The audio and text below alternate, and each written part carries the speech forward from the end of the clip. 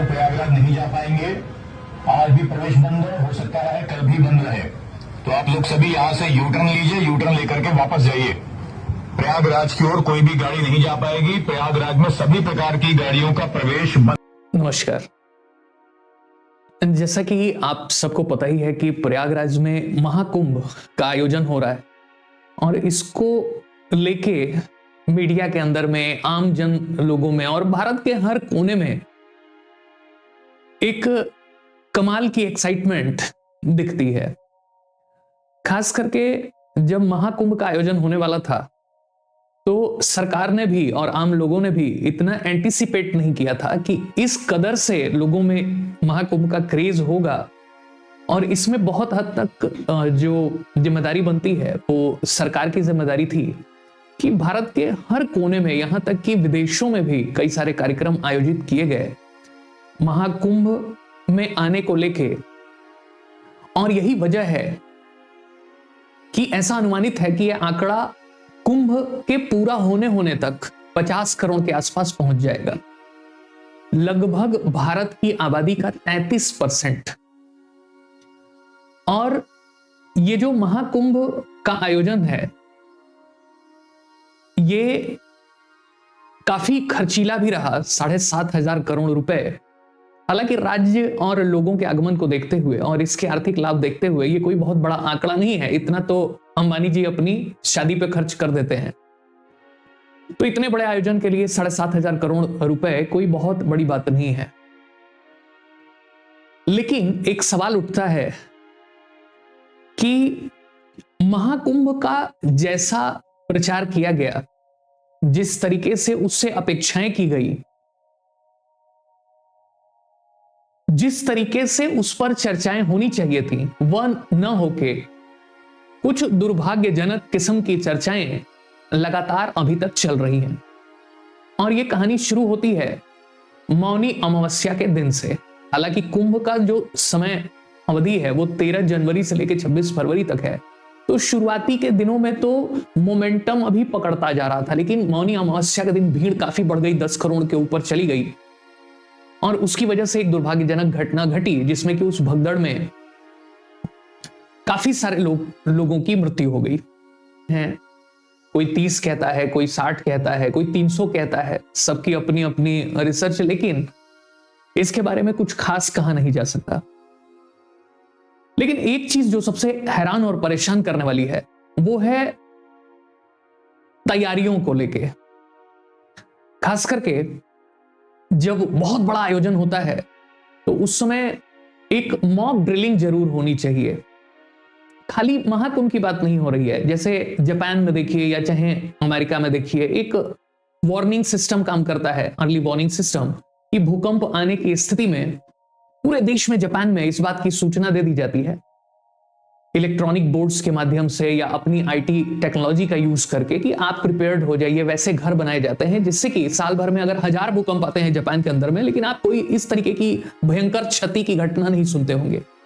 America में भी कई सारे साइक्लोन और चक्रवात आते रहते हैं, तो वहां भी तैयारियां उस लेवल की होती हैं। हालांकि प्रकृति से इंसान अभी तक लड़ने में संभव नहीं हुआ है, लेकिन किसी भी आकस्मिक परिस्थिति में हम कैसे रिस्पॉन्स देंगे ये सबको सीखने की जरूरत है। वो चाहे सरकार हो, चाहे प्रशासनिक सेवा के लोग हों और चाहे आम व्यक्ति हो, इन सभी पक्षों को सीखना पड़ेगा। उसमें मीडिया भी आएगी, उसमें तकनीकी विशेषज्ञ भी आएंगे। अब जैसे देखिए इतना बड़ा आयोजन है जहां की एक खास क्षेत्र में, उस प्रयागराज के एक खास संगम के इलाके में जब भारत की 33% आबादी जुट जाएगी तो अपने आप ट्रैफिक की समस्या खड़ी होगी, सिक्योरिटी की समस्या खड़ी होगी, हेल्थ की समस्या खड़ी होगी, सुविधाओं का अभाव होगा। तो इसके मैनेजमेंट की समस्या खड़ी होनी तय है और ये एंटीसिपेट करना कोई बहुत मुश्किल काम नहीं है। अब जब से मौनी अमावस्या की घटना हुई तो 2-4 दिन थोड़ा माहौल शांत रहा और उसके बाद देखिए क्या स्थिति, फिर से वापस वही भीड़ बढ़ने लगी। और इलाहाबाद में आने वाले सभी रास्ते, चाहे वो लखनऊ से हो, मिर्जापुर से हो, कानपुर से हो, रीवा से हो, वो सारे के सारे ब्लॉक दिख रहे हैं। और ये जो श्रद्धालु हैं ये खाली इलाहाबाद तक ही नहीं जाएंगे, यूपी के अन्य जो पर्यटक स्थल हैं, खास करके आध्यात्मिक जो पर्यटक स्थल हैं, अयोध्या, वाराणसी, उन रूट्स पे भी भयंकर जाम लगा है। तो इसको जरूर हमें एंटीसिपेट करना चाहिए था। अब ये जो अव्यवस्था की स्थिति बन रही है, 35-35, 40-40 किलोमीटर तक जाम की स्थिति है, शहर के अंदर में शहर के लोग ही हाउस अरेस्ट जैसे हो गए हैं, कहीं जा नहीं पा रहे हैं, कहीं कोई काम नहीं कर पा रहे हैं, बाहर से जो श्रद्धालु आ रहे हैं वो भी दिक्कत में है, प्रशासनिक सेवा के लोग भी दिक्कत में है कि कैसे एडजस्ट करें, सरकार भी बहुत परेशान है कि इस पूरी व्यवस्था को कैसे मैनेज करें। अब ये हुआ क्यों? क्योंकि हमने मॉक ड्रिल नहीं किया। मॉक ड्रिल क्या है? जैसे आपने देखा होगा कि मॉल के अंदर में फायर ब्रिगेड वाले आते रहते हैं, आकस्मिक परिस्थितियों को लेके कि आग लगने की अवस्था में कैसे सभी लोग रिस्पॉन्स देंगे, कैसे निकलेंगे, तो ये प्रशासनिक अधिकारियों को भी सिखाया जाना था, ये लोगों को भी ट्रेनिंग दी जानी थी कि वहां पे जाके कैसे व्यवहार करना है। भगदड़ होने के पीछे खाली प्रशासनिक कमी नहीं होती है, ट्रैफिक मिसमैनेजमेंट होने के पीछे खाली प्रशासनिक कमी नहीं होती है। अगर वो प्रशासन की कमी है तो वो उसमें आम लोगों या हम लोग की भी कमी है, सरकार की भी कमी है। सरकार की क्या कमी है कि अगर आपको पता है कि इतने लोग आने वाले हैं तो आपने इसके लिए प्रॉपर जो है गाइडलाइंस क्यों नहीं सेट की? इसके लिए क्या प्रॉपर एक ट्रेनिंग जैसा नहीं चलाना चाहिए था कि अगर एक जगह पे इतने लोग जुट जाएं? प्रशासनिक सेवा के जो अधिकारी हैं, क्या उनके लिए मॉक ड्रिल नहीं होनी चाहिए थी? अब अगर कोई बाहर से आया हुआ अधिकारी है या अगर वो जवान है और अगर वो प्रयागराज में नियुक्त है तो वो रास्तों के बारे में क्या बता पाएगा? अगर वो कोई बाहर से आने वाला व्यक्ति उससे पूछ भी रहा है तो वो दिग्भ्रमित हो जाएगा, जो मैंने महसूस किया। वो पूछेगा कुछ, जाएगा कहीं, जगह जगह बैरिकेडिंग दिखेगी। प्रशासनिक सेवा के अधिकारियों की भी मजबूरी है कि उस भगदड़ के बाद उनको नियंत्रित करना है। रेलवे स्टेशन पे वही स्थिति दिखाई दे रही है, शहर के अंदर में वही स्थिति है, संगम घाट के ऊपर वही स्थिति है। आम जनता भी एक भीड़ और जत्थे में चल रही है, और जब आम जनता भीड़ में बदलती है तो थोड़ी सी अप्रिय कोई सूचना या किसी भी तरीके की अफवाह भगदड़ में तब्दील हो जाती है। तो ये चीजों को हमने कहीं ना कहीं उस प्रिपरेशन में इग्नोर किया। हमने सभी पक्षों के लिए एक प्रॉपर व्यवस्था नहीं बनाई, एक जागरूकता की कमी दिखाई देती है। अब मान लीजिए 30 पांटून पुल बने हैं एक ओर से दूसरी ओर जाने के लिए, कब कौन सा पांटून पुल बंद होगा, कब कौन सा खुलेगा, कौन सी रूट खुलेगी, कौन सी बंद होगी, कोऑर्डिनेशन की जबरदस्त कमी है। खाली एक बैनर टांग के ही काम चलाया जा सकता था।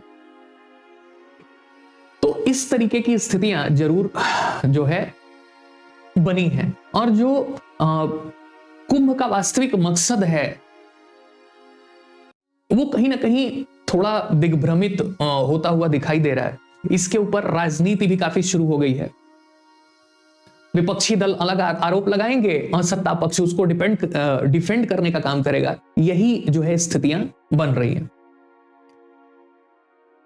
तो हम इसको और बेहतर कर सकते थे, लेकिन एक बात तो माननी होगी कि भारत में इमरजेंसी रिस्पॉन्स सिस्टम कहीं ना कहीं काफी कमजोर है। किसी बड़ी युद्ध की स्थिति में, किसी बड़ी दुर्घटना की स्थिति में, चाहे वो भूकंप हो या कोई प्राकृतिक आपदा हो, हम कैसे रिस्पॉन्स देंगे? मशीनरी कैसे काम करेगी? कैसे कोऑर्डिनेशन होगा? ये महाकुंभ में सामान्य स्थिति में हम इसको देख सकते हैं।